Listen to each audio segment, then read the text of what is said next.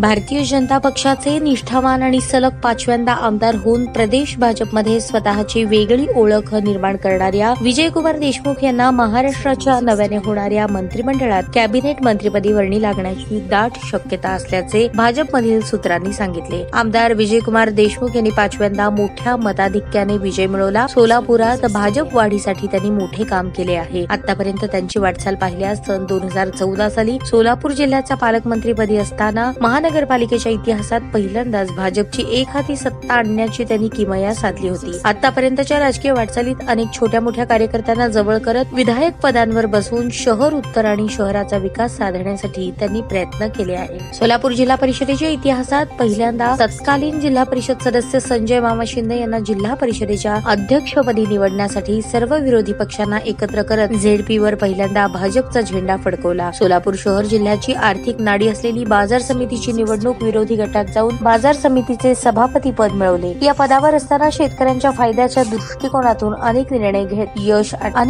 घेण्यात यश आले। बाजार समितीचा विस्तारही केला। सोलापूर बाजार समितीचे डिपॉझिट 66 कोटी होते। विजयकुमार देशमुख सभापती झाल्यावर त्यांनी डिपॉझिट मध्ये 100 कोटींची वाढ करत बाजार समितीमधील अंतर्गत रस्ते केले। शेतकऱ्यांच्या हिताचे अनेक निर्णय घेतले। स्थानिक स्वराज्य संस्थेच्या विधान परिषद निवडणुकीवेळी जवळचे मित्र असलेले प्रशांत परिचारक यांना विधान परिषदेवर निवडून आणण्याची खेळी यशस्वी केली। कोणताही राजकीय अनुभव नसताना गुरुस्थानी असलेले डॉक्टर जयसिद्धेश्वर शिवाचार्य महास्वामीजी यांना महिन्याभरात भाजपची उमेदवारी मिळवून देऊन त्यांना खासदार म्हणून निवडून आणण्यात महत्वाची भूमिका बजावली। यावेळी त्यांनी देवेंद्र फडणवीस यांना दिलेला शब्द खरा करून दाखवला। शिवसेना शिंदे गट आणि राष्ट्रवादी अजित पवार गट या पक्षांच्या शहर जिल्ह्यातील नेत्यांचा विजयकुमार देशमुख यांच्या नेतृत्वावर विश्वास आहे। या तिन्ही पक्षात समन्वय साधण्याचं कसब देशमुख यांच्याकडे असल्यामुळे भाजपला कायम उपयोगी येणारे अशी त्यांची प्रदेश भाजपमध्ये ओळख आहे। पुन्हा एकदा महानगरपालिकेवर सत्ता आणायची असल्यास विजयकुमार देशमुख यांच्यावरच भाजपकडून जबाबदारी दिली जाणार असे सांगण्यात आले। सध्या भाजपकडे कार्यकर्ते पदाधिकाऱ्यांचा वाढता ओघ लक्षात घेता नियोजन करण्यासाठी विजयकुमार देशमुख यांच्या व्यतिरिक्त योग्य सक्षम नेतृत्व भाजपकडे नसल्याने सोलापूरचे पालकमंत्री पदाबरोबरच कॅबिनेट मंत्रीपद मिळण्याची शक्यता असल्याचे सूत्रांनी सांगितले। या विधानसभात आमदार विजयकुमार देशमुख भाजपचे जिल्हाध्यक्ष तथा दुसऱ्यांदा आमदार झालेले सचिन कल्याण शेट्टी, समाधान आवताडे यांनाही संधी मिळणार का याकडे कार्यकर्त्यांचे लक्ष लागले आहे।